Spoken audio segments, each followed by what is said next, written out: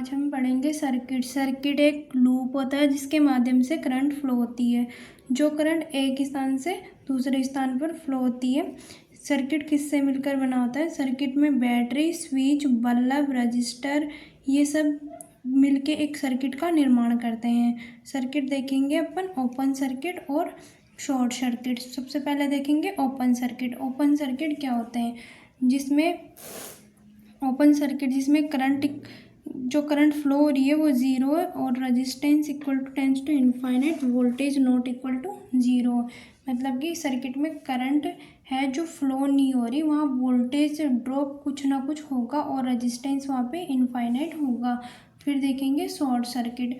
Short circuit क्या होते हैं? शॉर्ट सर्किट में रेजिस्टेंस है जिसको शॉर्ट कर दिया गया और आई करंट फ्लो हो रहा है जो पूरा का पूरा फ्लो हो जाएगा। Current not equal to zero, voltage drop zero आएगा और रेजिस्टेंस टेंस टू ज़ीरो हो जाएगा। ओके, अब हम देखेंगे आगे Kirchhoff law. Kirchhoff first law. Kirchhoff law होता क्या है? किरचॉफ लॉ हमें किसी कॉन्फ़िगरेशन या सर्किट में वोल्टेज और करंट को डिफाइन करना ही किरचॉफ लॉ होता है। किरचॉफ लॉ के दो स्टेटमेंट है जिसमें से किरचॉफ फर्स्ट लॉ भी बोलते हैं, उसको करंट लॉ भी बोलते हैं और नोड एनालिसिस इसमें होता है। According to this rule the algebraic sum of current at node point equal to zero. इसमें जो नोड पॉइंट होगा वहाँ पे सारी करंट्स का सम ज़ीरो होगा। जैसे ये सर्किट है कॉन्फ़िगरेशन, इसमें ये नोड पॉइंट है, यहाँ पे सारी की सारी करंट्स का फ्लो है वो ज़ीरो होगा। जैसे इसमें करंट आ रही है I1, इनकमिंग करंट और आउटगोइंग करंट बराबर होती है। जैसे I1 आ रही है, ओके, प्लस I2 आ रही है, इक्वल टू I3 बाहर निकल रही है, प्लस I4 बाहर निकल रही है। तो ये हो जाएगा I1 plus I2 minus I3 minus I4। Okay, ये हो जाएगा summation of I equal to zero. Okay, ये अपने को फिजिकली चार्ज कंजर्वेशन के बारे में बताता है। ओके, किरचॉफ सेकंड लॉ, और इसको वोल्टेज लॉ भी बोलते हैं और लूप लॉ भी बोलते हैं। Kirchhoff second law Kirchhoff law को वोल्टेज लॉ भी बोलते हैं और लूप लॉ भी बोलते हैं। The sum of all voltage drop in close loop in a circuit is zero. Okay, इसके अंदर जितने भी ही सर्किट में जैसे करंट फ्लो हो रही है, E1 minus IR1 minus IR2 equal minus E2 equal to zero. फिर E1 minus E2 equal to IR1 plus IR2, E1 minus E2 equal IR1 plus R2। Okay, ये हमें बताता है चार्ज का एनर्जी कंजर्वेशन के बारे में। फर्स्ट वाला लो चार्ज कंजर्वेशन के बारे में बता रहा था, सेकंड वाला लो एनर्जी कंजर्वेशन के बारे में बताता है। Okay, it's physically represent energy conservation law. Okay, ये एनर्जी कंजर्वेशन लॉ के बारे में बताता है। फिर हम देखेंगे कॉम्बिनेशन ऑफ रेजिस्टेंस का एक सर्किट में कॉम्बिनेशन देखेंगे, जिसमें से सबसे पहले सीरीज़ कॉम्बिनेशन देखेंगे। ये हमने सर्किट लिया ई, इसमें करंट फ्लो करी I, R1 R2, इसमें दो रेजिस्टेंस लिया, हमने इसका इक्विवेलेंट बनाया। जिसे दो R1 R2 है इसमें, उसको R इक्विवेलेंट से लिख दिया और E और I करंट फ्लो करवा दी। इस सर्किट को सॉल्व करा, E minus I R1 minus I R2 equal to zero. तो E equal to I R1 plus R2 zero. अब इसको सॉल्व करेंगे, E minus R equivalent I equal to zero. Okay, तो E equal to R equivalent I, ये equation first है, ये equation second है। दोनों इक्वेशन में देखो E दोनों में बराबर है, तो ये दोनों इक्वेशन एक both equation first and second से देखेंगे हम। तो E दोनों में बराबर है तो दोनों की सेकंड टर्म भी बराबर हो जाएगी। I R1 plus R2 equal to R equivalent I. Okay, I से आई कैंसिल हो गया, R1 plus R2 equal to R equivalent. जो आर इक्विलेंट है वो R1 प्लस R2 के इक्वल हो गया।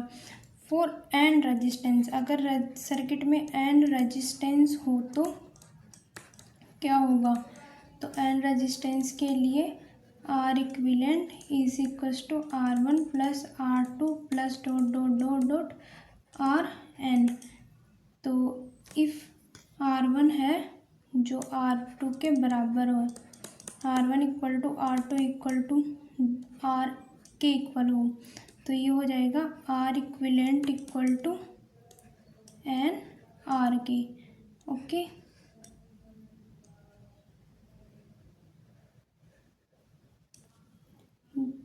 Are equivalent and always is greater than R. R equivalent की वैल्यू हमेशा ज़्यादा होगी आर से, ये ऑलवेज होगा इन सीरीज कॉम्बिनेशन में। फिर देखेंगे हम पैरेलल कॉम्बिनेशन।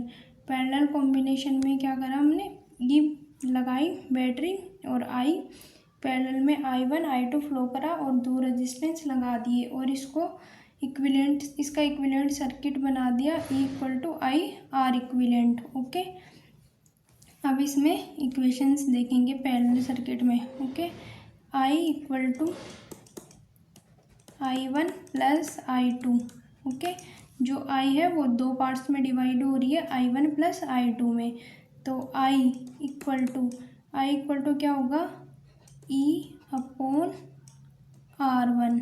ओके, इस पहले वाले में, फिर दूसरे वाले में E अपॉन R2। ओके, ये हो जाएगी इक्वेशन फर्स्ट और ये हो रही है equation second.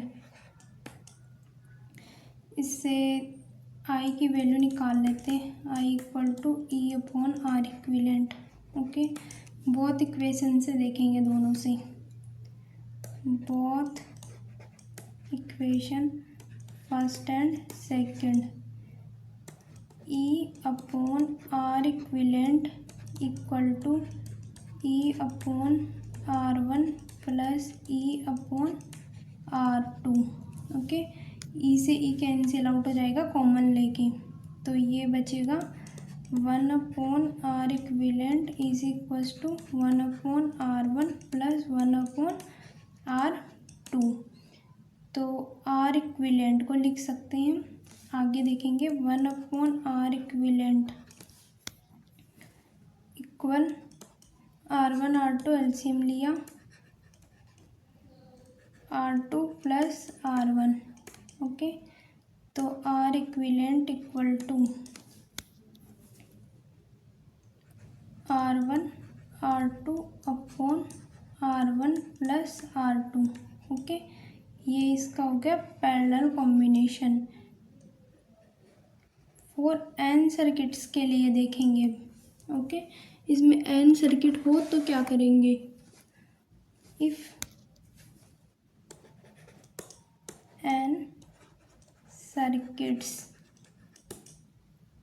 1 upon R equivalent equal to 1 upon R1 plus 1 upon R2 plus dot dot dot 1 upon RN। Okay, अगर R1 R2 R3 ये सब इक्वल हो जाए, 1 अपॉन R1 R2 R3 ये सारे इक्वल हो जाए R के, तो ये पैरेलल कॉम्बिनेशन क्या बनेगा, 1 upon R equivalent equal to 1 upon R plus 1 upon R plus dot dot dot 1 upon R। तो ये हो जाएगा 1 upon R equivalent equal to N upon R. Okay, फिर आर इक्विलेंट की वैल्यू निकालेंगे यहाँ से, तो ये हो जाएगा आर अपॉन एन। ये वैल्यू आ गई पैरेलल सीरीज कॉम्बिनेशन। जितने भी नंबर ऑफ रेजिस्टेंस जुड़े होंगे वो एन डिनोट करेंगे, वो डायरेक्ट डिवाइड लग जाएगा और ये डायरेक्ट वैल्यू आ जाएगी अगर आर सेम हो तो। यहाँ R equivalent is less than R, यहाँ आर बड़ा होगा, आर इक्विलेंट की वैल्यू कम होगी हमेशा। ओके,